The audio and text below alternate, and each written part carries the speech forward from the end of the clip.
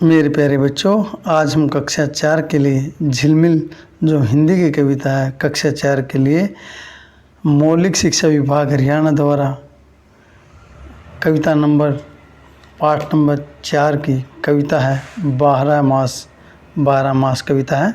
हम उसको पढ़ेंगे और उसको समझेंगे। सबसे पहले कविता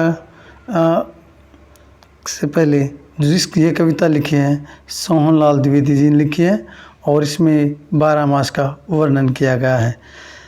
अब हम बताते हैं आपको। फाग खिलाता आता, चैत चांदनी को छिटकाता, हे बसंत बैसाख बुलाता, जेठ आम का पन्ना पिलाता, हे साढ़ पानी बरसाता, सावन झूले खूब झुलाता, भादो नदी ताल भर जाता, दशहरा कुंवर ले जाता, कार्तिक दीपावली चमकाता, अगन आग तपाता आता, पूस गर्म कपड़े पहनाता, महावट है बरसाता, नया महीना जो भी आता नई नई रंगत खिलाता। इसमें श्री सोहनलाल द्विवेदी जी ने बहुत ही सुंदर वर्णन किया गया है। और सबसे पहले हम बात करते हैं फाग का जो महीना है उसमें फाग को होली का उत्सव मनाया जाता है।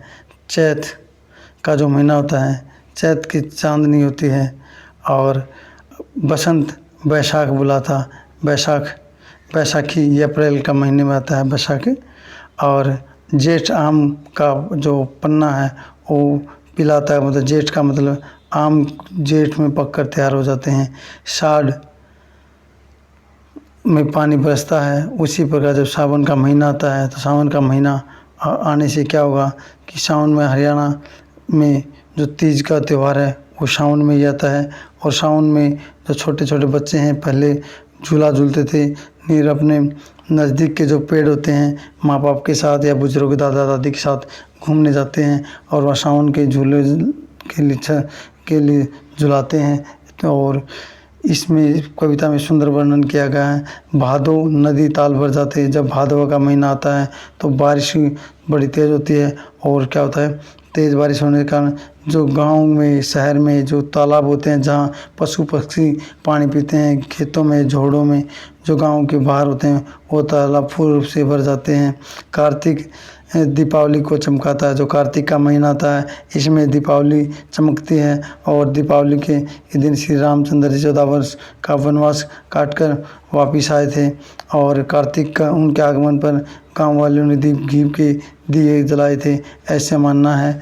कार्तिक दीपावली को चमकाता, अगन आग तपाता है, पूस में गर्म कपड़े पहनाता, मावट जब माह का महीना आता है तो हल्की हल्की बारिश शुरू हो जाती है। जैसे फसलें बोती हैं तो हम कहते हैं मावट लग जाता है। जब फसलें बोती हैं तो जब फसलें अपने अंकुरित होकर अपने खुडों से बाहर निकलती हैं तो उसमें जो बारिश माह की जो बारिश होती है और फसल के लिए बहुत ही लाभदायक होती है। नया महीना जो भी आता इसका मतलब इसमें सोहनलाल द्विवेदी ने कहा कि जब भी कोई भी नया महीना आता है तो उसमें कोई ना कोई नई रंगत दिखलाता है। भारतीय संस्कृति में, भारतीय कल्चर में, भारतीय वातावरण में विभिन्न प्रकार की सभी ऋतुओं का आगमन है। भारत में गर्मी, सर्दी, वर्षा, सूखा, अकाल, बाढ़ ये सभी प्राकृतिक की हैं। इसमें सब चीज़ मिल जाती हैं। जैसे हम बात करते हैं, अब इनके कुछ वर्ड हैं और उसके बारे में हम जान लेते हैं। उनके शब्दार्थ हैं उनके बारे में हम आपसे जान लेते हैं। आपके बात हैं उनसे आपसे डिस्कस कर लेते हैं। सबसे पहले बात करते हैं माहवर या माहवट क्या होता है। सबसे ज़्यादा माह का महीने की जो वर्षा होती है और उसे माहवट कहते हैं। माहवट जो शब्द है, जैसे ये माहवट शब्द है, जब माह के महीने में जो बारिश होती है उस समय जो वर्षा होती है उसे माहवट कहते हैं। अघन का मतलब होता है फागुन मास में, अघन होता है फागुन मास में। और इसके बाद हम बात करते हैं ये जो भादो महीने से संबंधित है, आषाढ़ से संबंधित है। इस प्रकार श्री सोहनलाल द्विवेदी ने इसका बहुत ही सुंदर चित्रण किया है। देखिए एक बार कविता को दोबारा देखते हैं। फागुन फाग खिलाता आता, चैत चांदनी को छिटकाता, है बसंत बैसाख बुलाता, जेठ आम का पन्ना पिलाता, है साढ़ पानी बरसाता, सावन झूले खूब झुलाता, भादो पानी नदी तालाब भर जाते, दशहरा कुंवर ले जाता, कार्तिक दिवाली चमकाता, घन आग तपाता आता, पूछा गर्म कपड़े पहनाता, माहवट है बरसाता, नया महीना जो भी आता और ये नई नई रंगत लाता।